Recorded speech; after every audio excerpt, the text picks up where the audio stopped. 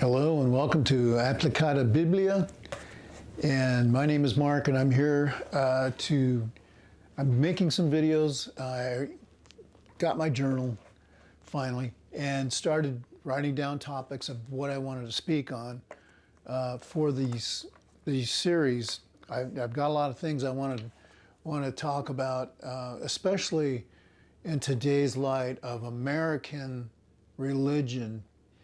And some of how a lot of it has gone off the rails, and we'll get into that. But at this point, I just wanted to talk about myself a little bit, because you're probably thinking, why would I want to listen to this guy? Who is this guy? He looks like just a regular schmuck.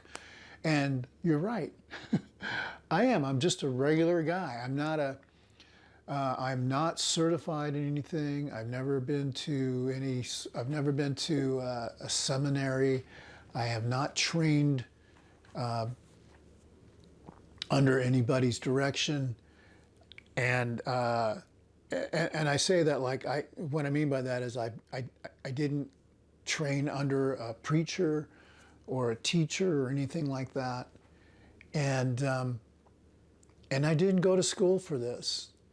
So, it's been 40 years of just my own in-depth studies of scriptures and coming to my own conclusions, and then going outward and listening to what other people say about it and what other people think about it, including other denominations of churches that I don't attend, just to see what everybody says about things. And I'm coming to some very, very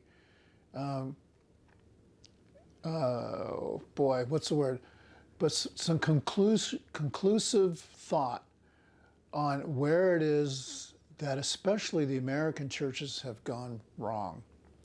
And we're going to get into a lot of that stuff, because I think we argue about things that are just superfluous and ridiculous, and we'll get into that. But I just wanted to just kind of put it out there that I am not a preacher by any stretch of the imagination. I just like to study my Bible, and I like to teach, and I've been teaching over the last 40 years for most of those years. And I've taught the same thing a lot of times, actually, because we had curriculum. I developed curriculum for the congregation I go now. Because I think it's important that young people understand the Bible before they decide what they're going to do in life. I think, unfortunately, a lot of young people don't understand the Bible. They just think it's just somebody that's trying to tell them what to do in their life, and that's all there is to it. So I just wanted to say this one other thing about myself, that I was raised in the church, in the churches of Christ, and I still attend the Church of Christ. And people who go to I don't know what church you go to, but if you go to church and you hear the Church of Christ, you're probably thinking a lot of things, and I'm going to ask you to please not do that. Please don't jump to conclusions about other churches. That is one of the worst things a Christian can do to another Christian. So I just want to say, and believe me, I see it everywhere, including some people I even know. But I wanted to say this. I'm going to get to my point. I was raised in the church, and at about age 13, 14, I stopped believing for a lot of different reasons, a lot of them personal. We don't need to really get into it. But I became an atheist. I didn't want there to be a God. I didn't want to believe in a God. And I walked away from the faith, and that for a period of about 10 years. And I just did what I wanted, which is, right, that's what a lot of us want to do. I just want to do what I want to do. I don't want there to be a God to put me in jail and make me do what I might not want to do, or tell me not to do something I want to do. That's who I was. I was a bad person. I was not a good person at all. I was really not as good as I should have been. Now, I was, for the most part, I wouldn't come up and just lie to you or anything like that. But there were parts of my life that were just terrible. I was a terrible person, and in a lot of different ways. And then I met my wife, and a lot of things changed when I met somebody who was just a nice person and wanted to have a nice person in her life.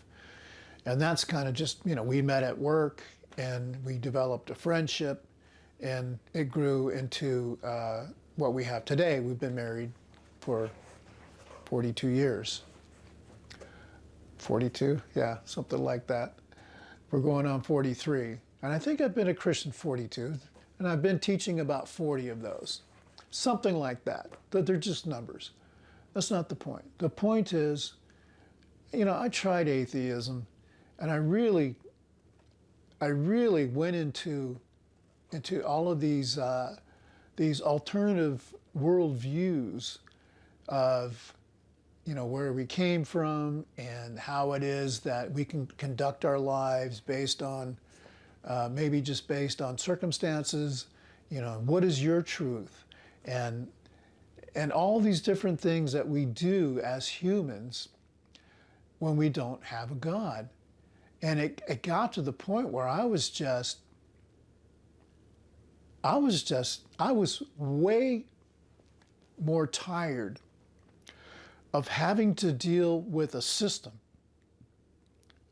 where people run their lives with very little with very little standards. There's no one standard that anybody goes by.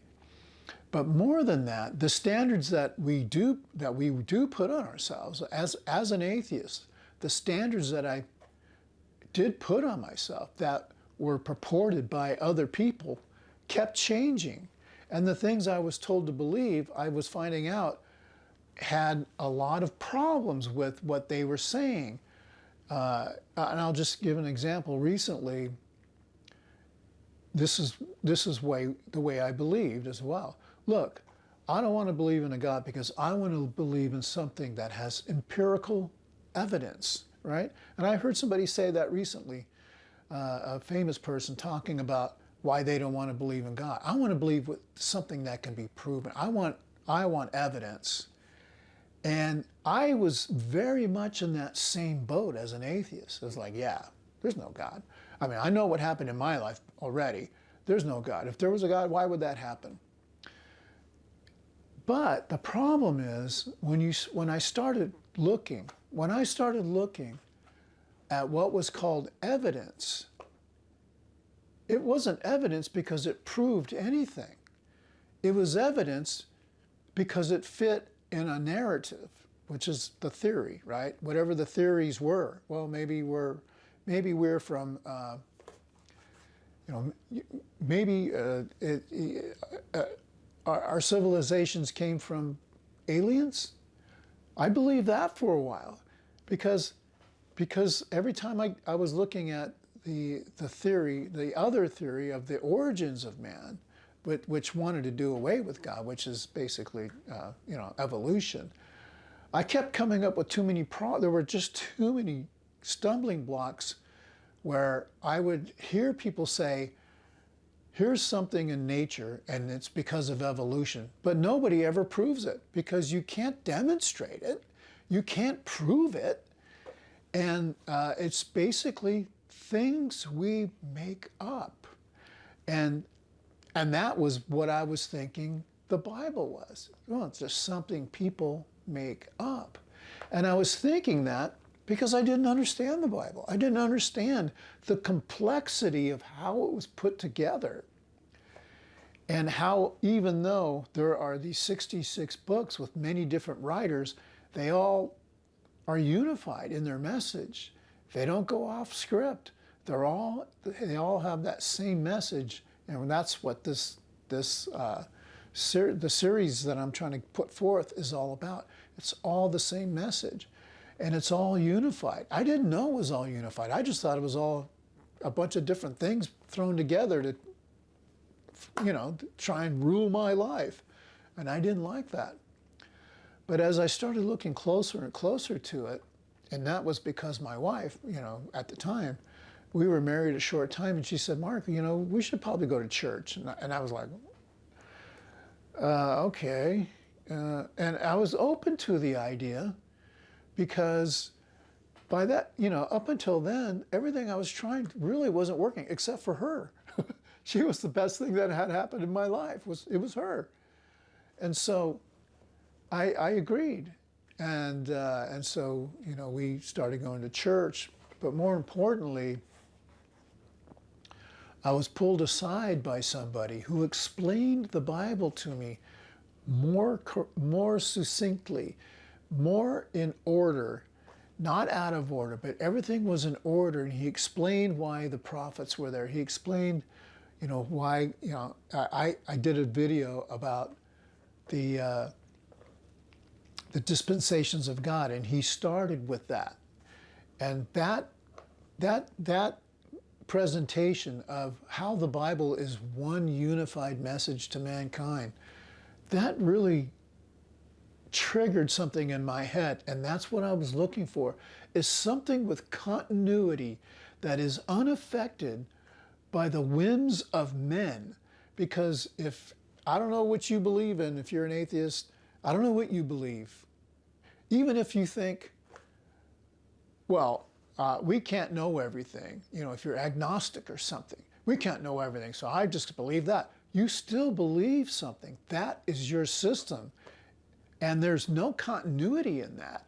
And there's no tracking it. I can go to the Bible and I can track God. I can track him. And he chose a people.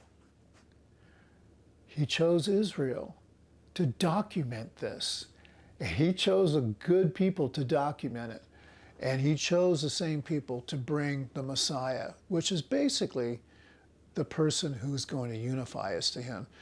And we'll get into all that. But I just wanted to say this because you don't have to listen to me. If you don't want to, that's okay.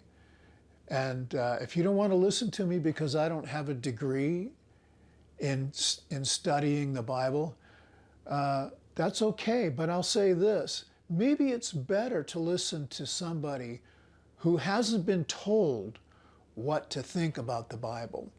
But when he's told what to think about the Bible, he questions it. That's me. I question it. I have always questioned it. And I know a lot of people that don't question it, and they're very faithful, and I'm sure God's blessing them for that. But I questioned it, and I still question things today even. And I wonder, why does this say this like this? Or why is God even doing this?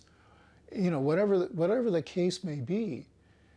And it's that sort of curiosity that has brought me to where I am today, where I look back and I thought, wow, those years as an atheist, I was just floundering around.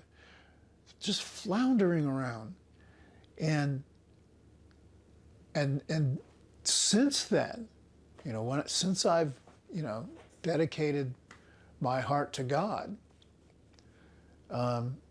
things are a lot better. My life, I'm older, and I would just say my life went pretty well. Of course, there's bumps in the road, but God doesn't promise that there won't be bumps on our road. And anyway, I just wanted to put that out there just to let you know who I am and where I'm coming from.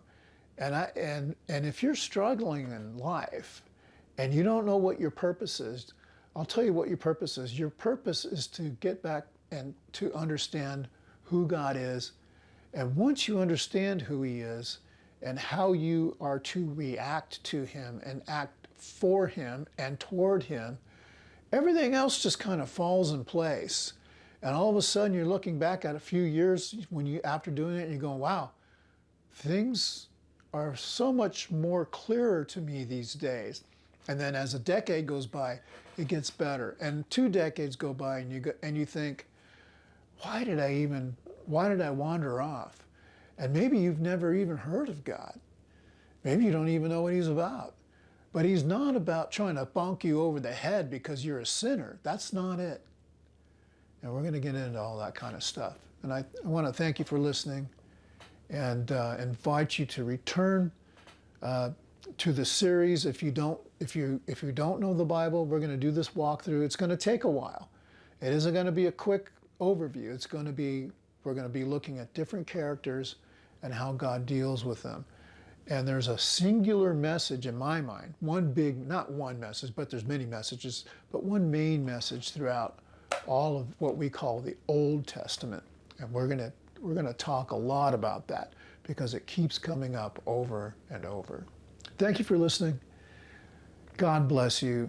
And if you have any questions, just put them in the comments, and I'll see you next time.